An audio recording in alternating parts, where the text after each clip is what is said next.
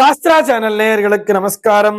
அனுதினம் ஆனந்தம் நிகழ்ச்சியில் உங்கள் அனைவரையும் சந்திப்பதில் மிக்க மகிழ்ச்சி.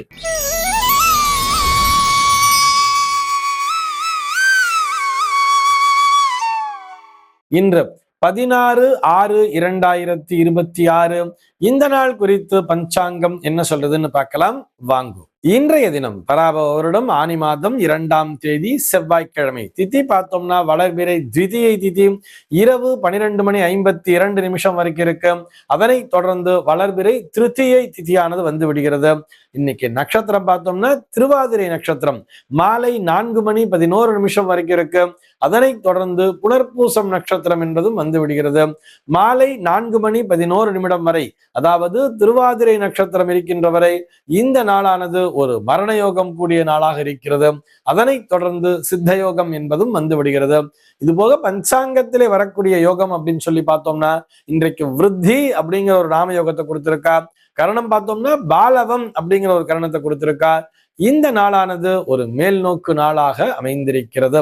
இன்னைக்கு என்ன ஸ்பெஷல் அப்படின்னு சொல்லி பார்த்தோம்னா இன்றைய தினம் பஞ்சாங்கத்திலே சந்திர தரிசனம் அப்படிங்கிறத கொடுத்திருக்கா. இன்றைய தினம் மாலை சரியாக 6:32 முதல் 8:03 வரையில் நாம் அந்த சந்திர தரிசனத்தை செய்ய இயலும். இது போக இன்றைய தினம் சுதந்திர போராட்ட தியாகி விஸ்வநாத தாஸ் அவர்களினுடைய பிறந்த நாளாகவும் அமைந்திருக்கிறது. சென்னையை பொறுத்தவரை இன்றைய தினத்தினுடைய சூரிய உதயம் என்பது காலை 5:46 சூரிய அஸ்தமனம் என்பது மாலை 6:32 சந்திர உதயம் என்பது காலை 6:44 சந்திர அஸ்தமனம் என்பது இரவு 8:03 சம்பவிக்கிறது. நல்ல நேரம் பார்த்தோம்னா இன்றைய தினம் காலை 7:45 முதல் 8:45 வரையிலும், மாலை 7 மணி முதல் 8 மணி வரையிலும் நல்ல நேரமே. சென்னையை பொறுத்தவரை இன்றைய தினத்தினுடைய ராகு காலம் என்பது மதியம் 3:21 முதல் மாலை 4:56 வரையிலும், யமகண்டம் என்பது காலை 8:58 முதல் பகல் 10:33 வரையிலும், குளிகை காலம் என்பது மதியம் 12:09 முதல் 1:45 வரையிலும் சம்பவிக்கிறது. தினாந்தம் பார்த்தோம்னா இன்றைய தினம் இரவு 1:33 கொடுத்திருக்கா. சூலம் பார்த்தோம்னா இன்றைக்கு வடக்கே சூலம் பகல் 10:52 வரையில் அந்த சூல தோஷம் என்பது உண்டு.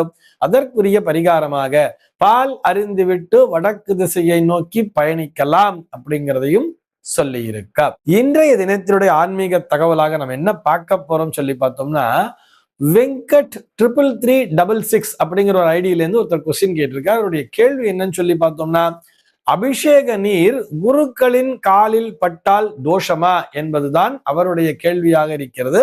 அவர் சற்று விரிவாகவே எழுதியிருக்கிறார். எப்படி எழுதியிருக்கார் சொல்லி பார்த்தோம்னா, கோவிலில் பக்தர்களுக்கு கொடுக்கப்படும் பிரசாதம் காலில் மிதிபடக்கூடாது என்று சொல்கிறீர்கள், சரிதான். அதே நேரத்திலே கோவிலின் உள்ளே மூலஸ்தானத்தில் கோவில் குருக்கள் சுவாமிக்கு அபிஷேகம் செய்கிறார் அல்லவா? அப்படி அபிஷேகம் செய்யும் பொழுது சுவாமியின் மேல் விழுந்த அபிஷேக தண்ணீரானது, அதை ஊற்றும் பொழுது அந்த அபிஷேக நீரானது குருக்களுடைய காலில் தானே வந்து படுறது. அப்படி காலில் பட்டால் அது தோஷமா இல்லையா, பதில் சொல்லுங்கோ அப்படிங்கிற மாதிரி அவர் கேள்வி கேட்டிருக்கார். அவருக்கு நேரடியாக விடையளிக்க வேண்டும் என்று சொன்னால் அதிலே எந்த விதமான தோஷமும் இல்லை என்பதுதான். அவர் ரொம்ப சீரியஸா கேள்வி கேட்டிருக்காரா அல்லது விதண்டாவாதத்துக்காக கேட்டிருக்காரான்னு எனக்கு தெரியல. எப்படி கேட்டிருந்தாலும் அல்லது உண்மையிலேயே அவருக்கு அந்த சந்தேகம் வந்திருந்தாலும் சர்வ நிச்சயமாக அதில் தோஷம் என்பது கிடையாது. அவர் வெளியில இருக்கிற வரைக்கும் தான் அவர் ஒரு மனிதர். ஆனால் எப்போ கருவறைக்குள்ள நுழைஞ்சிட்டாரோ அவர் வேறு, சுவாமி வேறு இல்லை என்பதை புரிந்து கொள்ள வேண்டும். அவர் அந்த கருவறை மூலஸ்தானத்தை விட்டு வெளியில வந்தார்னா அவர் மீண்டும் மனிதராக மாறிவிடுகிறார். ஆனால் அதே மனிதன் அந்த கருவறைக்குள் செல்லும் பொழுது, அந்த கர்ப்ப கிரகத்திற்குள்ளாக செல்லும் பொழுது அவர் மிகவும் புனிதத்தன்மையை பெற்று விடுகிறார். அவர் வேறு, ஆண்டவன் வேறு அல்ல என்பதுதான் நிஜம். இதை நம்ம நிறைய இடத்துல பிராக்டிக்கலாவே பார்க்கலாம். ஒரு சில பேர் பார்த்தோம்னா ஆஞ்சநேயர் கோயில்ல பூஜை பண்ணிட்டு இருப்பா. அனுமாரை அவ்வளவு ஈடுபாட்டோட ரொம்ப ஆத்மார்த்தமா பூஜை பண்ணுவா. அவருடைய உடல் பார்த்தோம்னா அப்படி ஆஞ்சநேய சுவாமி மாதிரி வலிமையாக இருக்கும். சதா ஆஞ்சநேய சுவாமியை பூஜை பண்ணி அவர்கள் வேறு, ஆஞ்சநேய சுவாமி வேறு அல்ல அப்படிங்கிற மாதிரியே அவருடைய முகத்திலேயே அந்த தேஜஸ் அப்படிங்கிறது வந்திருக்கும்.